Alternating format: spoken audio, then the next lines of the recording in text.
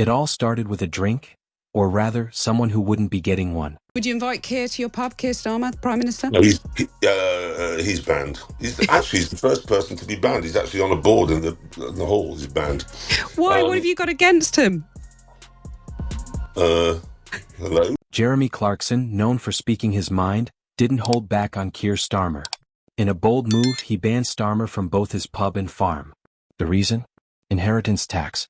Starmer's stance on it was enough to get him barred. Clarkson argues it's unfair for someone to spend a lifetime building a farm, only for the government to take a huge share when it's passed down. Now, he's furious that leaders supporting such policies are in charge. My pig reared on my farm, by the time it gets here, it's got a cost of 74p. An imported sausage, 18p.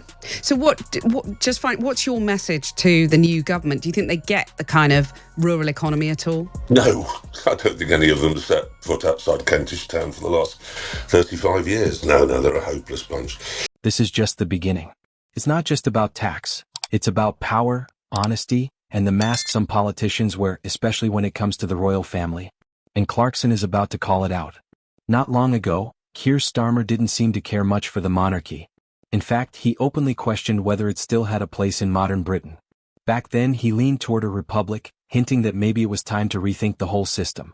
That stance didn't go unnoticed, especially by those who value tradition, loyalty, and the role of the royals in British identity. But fast forward to now and something has changed. Sir Kier Starmer, Your Majesty. Your Majesty. You must be utterly exhausted and nearly on your knees. Not much. Quite a grueling. Yes.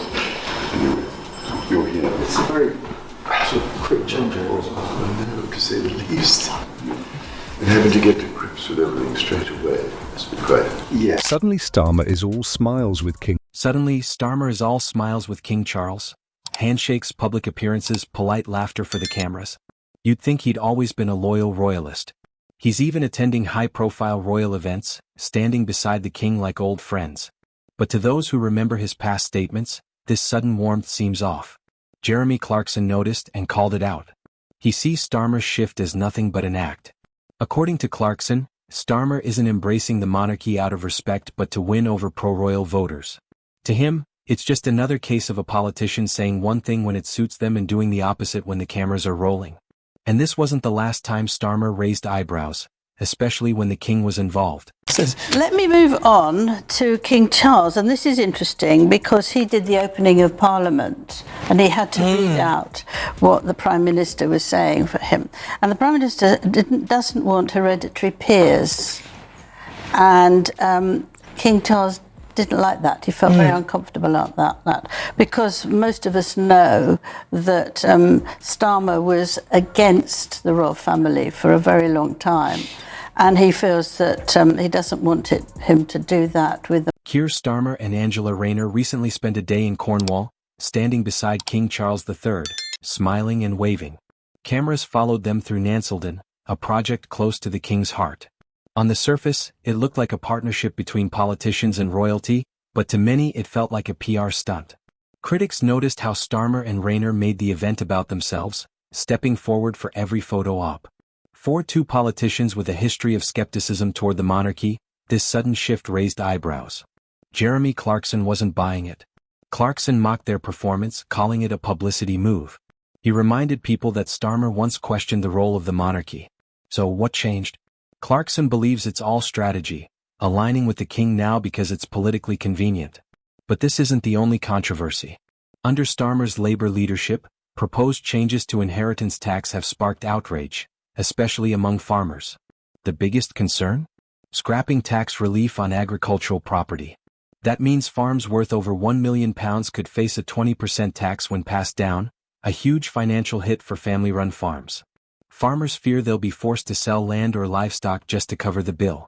Jeremy Clarkson, who runs his own farm, says this tax punishes the very people who keep the countryside running. Thousands of farmers took to the streets of London in protest, making their frustration clear. Families who've worked the same land for generations now fear losing it all. Clarkson isn't just angry about taxes. He's questioning how politicians like Starmer ended up in charge. He's made it clear, Starmer isn't welcome at Diddley Squat Farm or the Hawkstone Arms. Labour insists the tax will only affect the wealthiest and is necessary to fund public services. But try telling that to a farmer who just wants to pass down his land. Clarkson took his message to millions, calling the tax madness and warning it could destroy family farms. Some argue the wealthy should pay more, while others point out that farms aren't cash machines, they're struggling businesses. With an election approaching, rural votes could tip the balance. Clarkson's clash with Starmer isn't just a headline, it's a sign of a deeper divide between the countryside and those making the rules. So what do you think? Who's right in all this? If you enjoyed the video, leave a like and subscribe for more.